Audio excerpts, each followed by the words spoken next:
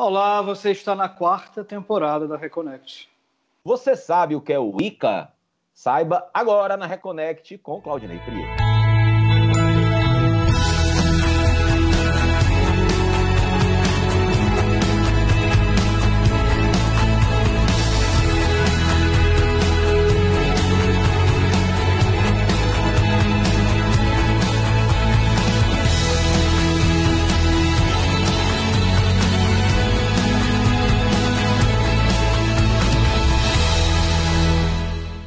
Olá, bem-vindos à Reconnect, seu portal aberto para falar sobre espiritualidade, para além da religião, aqui na TVC, canal 5.1 HD, aqui afiliado à TV Cultura.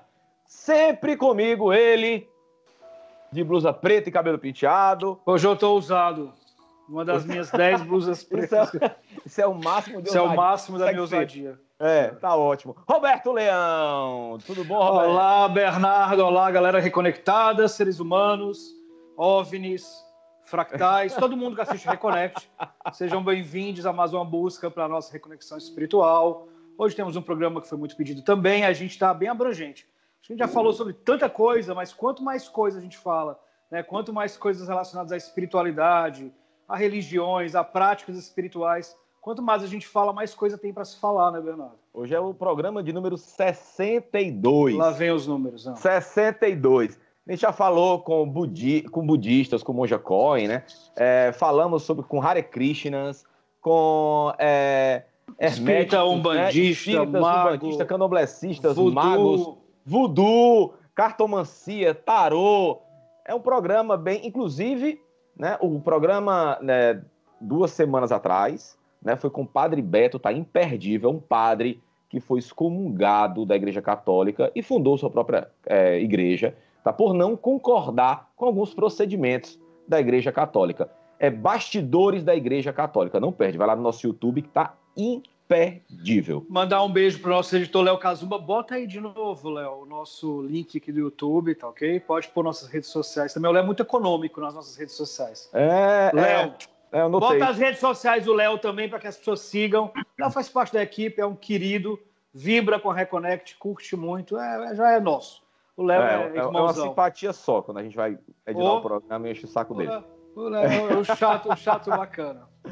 Então, Robertão, hoje para falar de Wicca... Roberto, você sabe o que é Wicca, cara? Wicca tem a ver com bruxaria, com magia, é a mesma coisa, não é uma religião, não é uma seita, né? Então, a gente vai saber hoje com ele, que é organizador da Mystic Fair Brasil, simplesmente a maior feira mística esotérica do planeta. Também é o principal voz da Wicca no Brasil, considerado um dos autores mais respeitados e conhecidos da atualidade. Tem conseguido colocar mais de um livro no ranking brasileiro de best-sellers. Roberto, há muitos pedidos, mais uma vez aqui na Reconnect, eu para uma live, agora para o programa, graças a Deus, nosso amigo Claudinei Prieto. Bem-vindo, meu amigo Claudinei. Muito bem-vindo, de volta, Claudinei. Prazer estar aqui com vocês mais uma vez, viu? Sou fã, acompanho de longe, né? Porque a gente está de longe fisicamente, mais perto do coração. E é um prazer, obrigado pelo convite, viu? Estamos reconectados sempre. Estamos reconectados. Claudinei, a gente estava falando aqui nos bastidores que você tem muitas atribuições, cara. Você fundou agora, a gente vai falar mais na frente, mas você fundou agora o primeiro museu da bruxaria do Brasil, né? Isso. Você tem a Mystic Fair, que é a maior feira mística esotérica do planeta, né? Você tem a Wicca como representante máximo da Wicca aqui no Brasil, né? Você escreve livros, dentre outras milhares de atribuições. Mas como foi que surgiu o Claudinei, o wicquiano, empreendedor? Como foi que surgiu? Como é que surgiu o pequeno Claudinei Prieto? Você teve berço católico com a maioria dos brasileiros? Não. Como é que surgiu essa tua inquietação intelectual pelo misticismo e esoterismo, Claudinei?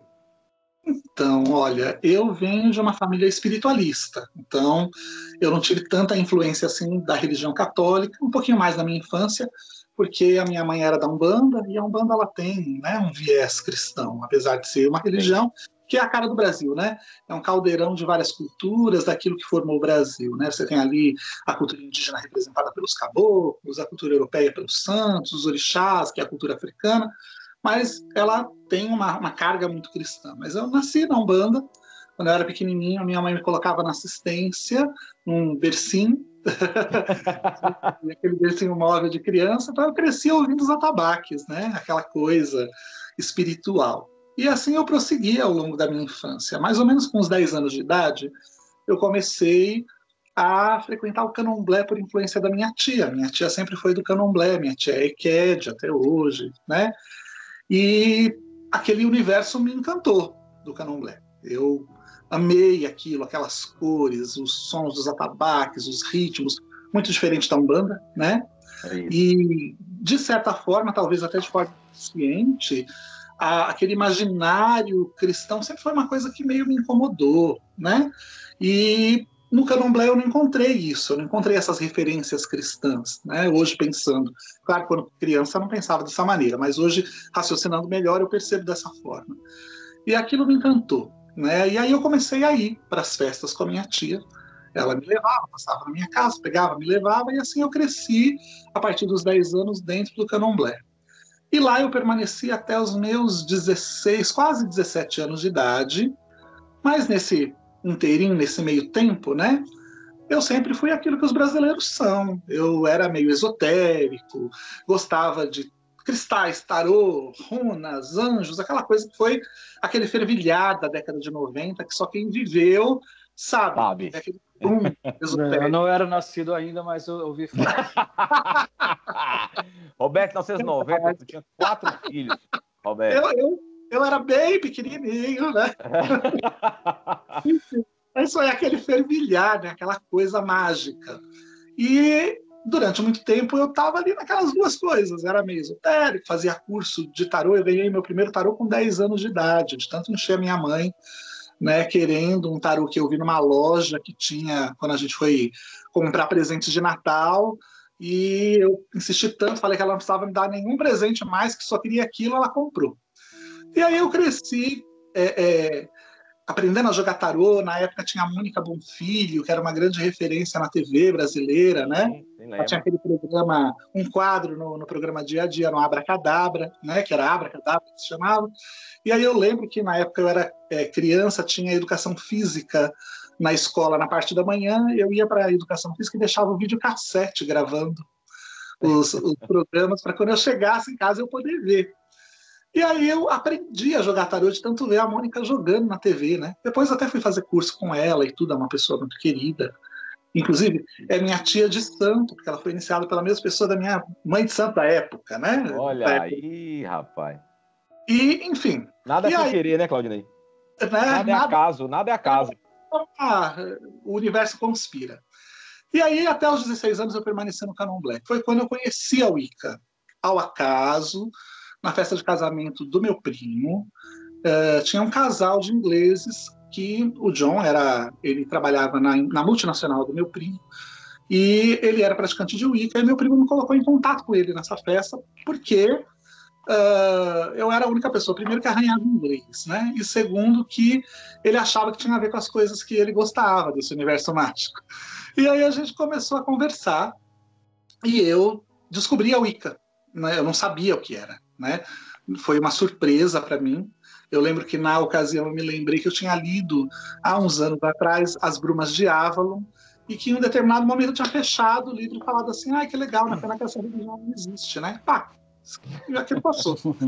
E aí eu descobri todo esse universo. Foi muito estranho, esquisito para mim, porque para mim bruxa era uma mescla do imaginário popular com satanismo, aquilo que as pessoas Claudinei, delas. Como foi esquisito para você? Eu acho que é esquisito para muita gente que está nos assistindo, tem muita curiosidade, apesar de ser, né, algo que a gente vai discutir aqui, vai aprender com você se é uma doutrina, se é uma religião, o que é exatamente.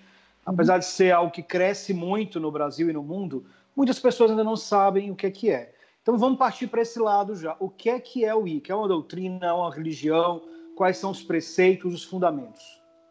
A Wicca é uma religião. A Wicca ela surgiu como um movimento religioso no final da década de 50, início da década de 60, na Inglaterra. Ela é um resgate daquelas antigas tradições pagãs da Inglaterra e da Europa setentrional, ali daquela região, né? Um homem chamado Gerald Gardner, que é considerado o pai da bruxaria, quando a última das leis que existia na Inglaterra foi banida em 1951 contra a bruxaria, ele decidiu sair das brumas e revelar que bruxos ainda existiam, né? E, claro, foi aquele boom, aquele furor, os jornais começaram a querer saber mais sobre isso, e então as pessoas começaram a entender que talvez muitas daquelas crenças antigas da Europa, muitos dos relatos das pessoas que foram condenadas na Inquisição foram deturpações de uma antiga religião, de conceitos de uma antiga religião, né? Hoje a gente vê até hoje na sociedade alguns estigmas, como a inferiorização da mulher, o conceito do diabo como um ser com chifres na cabeça e coisas assim, que vem do imaginário das bruxas, né? O deus das bruxas é um deus com chifres na cabeça porque ele é o deus dos animais. Ele é o deus da caça, ele é o deus da fauna, ele é o deus da flora, né?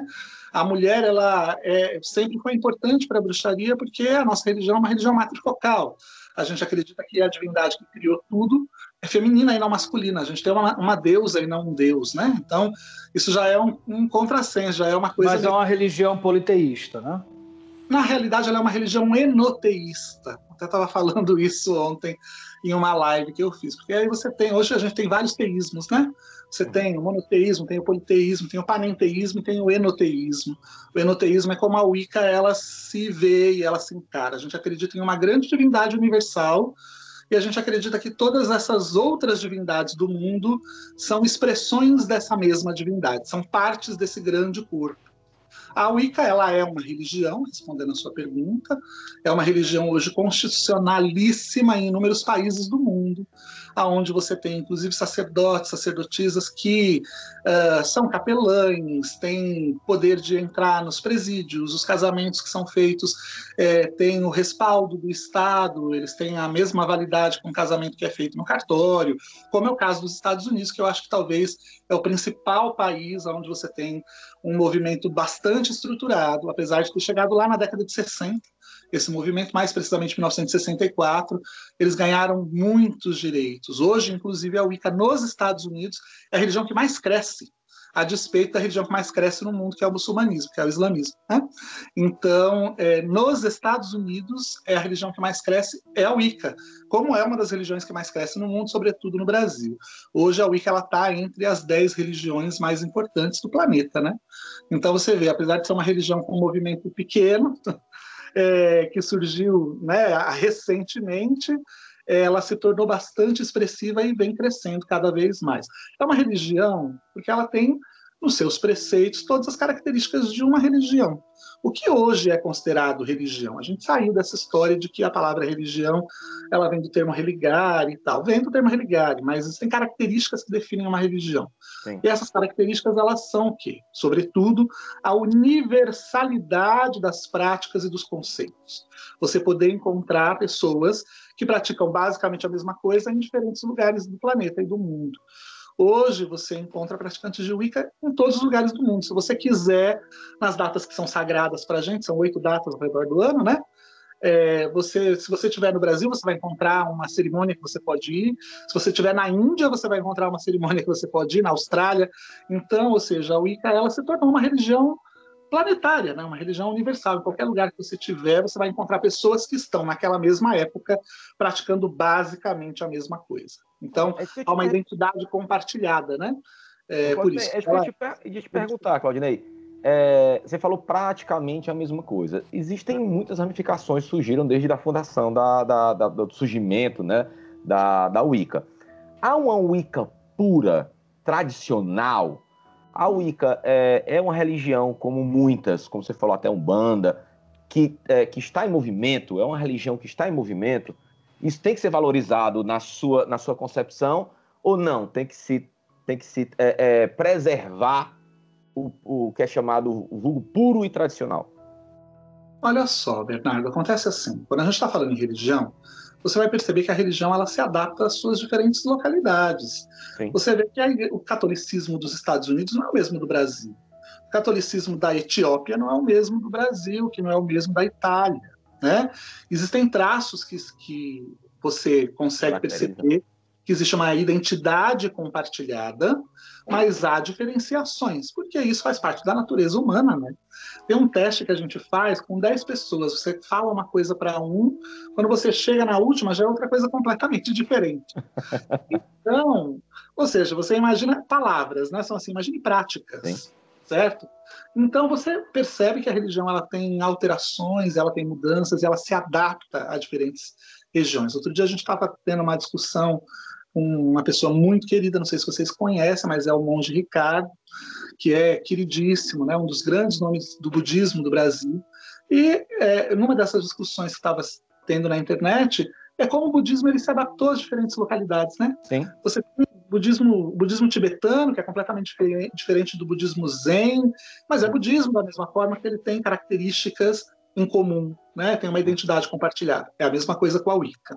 Existe uma Wicca tradicional? Existe a Wicca tradicional. O que a gente chama de Wicca tradicional é aquela Wicca que nasceu com Gardner. A Wicca ela tem diferentes tradições, diferentes formas de ser praticada. A gente pode fazer um paralelo, para as pessoas talvez elas estejam mais acostumadas com o candomblé, quando a gente fala de nações. Sim. Você tem o Queto, você tem a Angola, você tem o Jeje, né? Tudo é candomblé, mas cada um tem as suas diferenças. Por isso que eu comparei, eu tomei a liberdade de comparar com a Umbanda, né? Porque a Umbanda também é uma religião que está em constante movimento, né? Então, sim, a gente tem catalogado pelo menos 15 tipos de Umbandas, né? Então, que são Umbandas, né? Tem algo em comum, como você falou, mas tem suas particularidades, né? A Wicca da mesma maneira. Você tem as diferentes tradições, que são as formas de prática, mas todas elas têm um pilar central, todas elas têm uma identidade compartilhada, ou seja, você vai ver que, independentemente da tradição, todas elas têm o lançamento do círculo, todas elas têm o conceito da deusa e do deus, todas elas têm o conceito dos 4 elementos da natureza que são invocados nas práticas. Da maneira que isso é feito, isso é variado, mas esse conceito central está presente em todas elas. Claudinei, para a gente começar aqui a clarear, quebrar os paradigmas, vamos falar sobre a questão prática, que é algo que as pessoas que nos assistem adoram saber, sobretudo sobre coisas que elas não conhecem, não entendem muito bem. Como é que é a prática dessa religião? Existe uma ritualística? Como é essa ritualística? Existe alguma coisa que é oculta, que as pessoas não podem saber, como a maçonaria ou algo desse tipo? Vocês se reúnem uma vez por semana? Fala sobre a parte prática da religião para começar a clarear aqui para a gente. Tá. Para a gente poder entrar nessa parte prática, eu preciso falar um pouquinho do que a gente acredita. A gente acredita que o universo e o mundo foi constituído e criado por uma força feminina. Quem é essa força feminina? Quem é esse poder divino feminino? Né? Que a gente chama de deusa, e essa deusa não tem nome, apesar de que ela recebeu diferentes nomes pelas diferentes culturas. Mas quando a gente está falando sobre a deusa nesse grande guarda-chuva que abarca o sagrado feminino, a gente chama simplesmente de deusa. Né? Ela é esse poder que gerou todas as coisas. Ela é o próprio planeta Terra, ela é a própria natureza. A Wicca ela é muito poética na sua maneira de falar dessa divindade. Né? Se você olhar para a natureza, você vai ver e fazer um paralelo com o ser humano, como acima e abaixo, como dentro e fora, você vai ver que você encontra na natureza coisas que a gente pode criar um paralelo com a gente. Então você vai lá e você corta a vegetação ela cresce de novo, né? Isso a gente diz que são os cabelos da deusa. Você vê que o ser humano, ele produz água salgada dos seus olhos, água doce da sua boca. Na natureza você tem os rios, que seriam água doce, né? Os lagos, você vai ter os mares, que são as águas salgadas. Então, as águas salgadas são os olhos da deusa, os rios são a boca da deusa. Nós temos os nossos ossos. Quando a nossa carne se vai, sobrevivem os ossos basicamente quase que eternamente, né? E se parecem, ficam muito parecidos com rochas, com pedras. Então, as rochas e as pedras são os ossos da deusa. E a gente faz uma alusão dizendo que as estrelas do céu são o colar de diamante da deusa, cuja pérola é a lua, e o corpo dela abraça todo o universo. Isso é a deusa para a gente. Partindo desse princípio, as nossas celebrações elas levam em consideração o quê?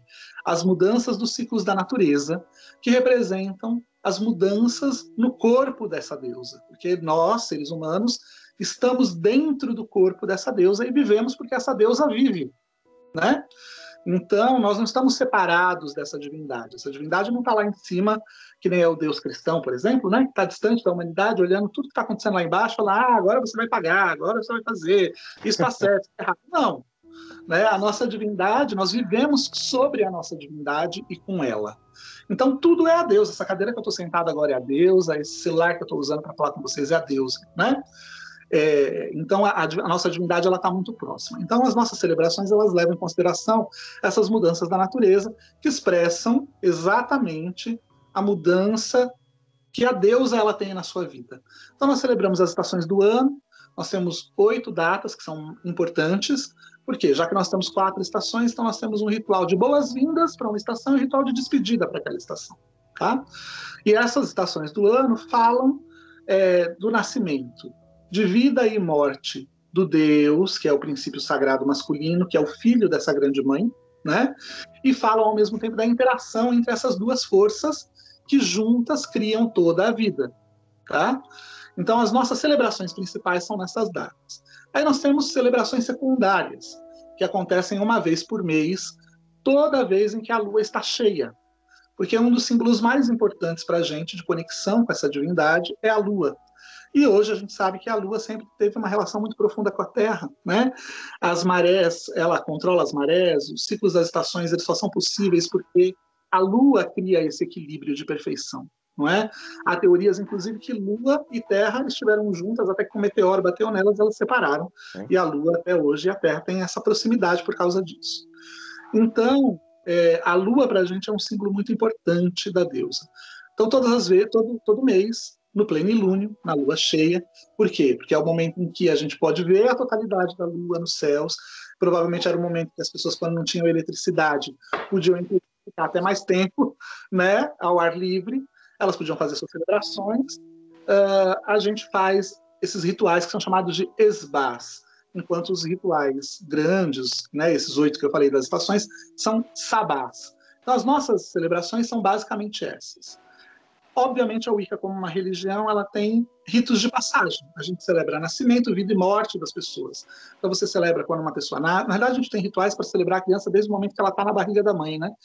E até o momento que ela morre. Então, você tem os rituais de transição, que foram perdidos pela sociedade, ritual de menarca para a menina, ritual de transição quando o menino cresce, casamento, tem um ritual de descasamento, que a gente reconhece, porque a gente preserva muito o livre-arbítrio das pessoas. Você tem o direito de casar e você tem o direito de descasar, né?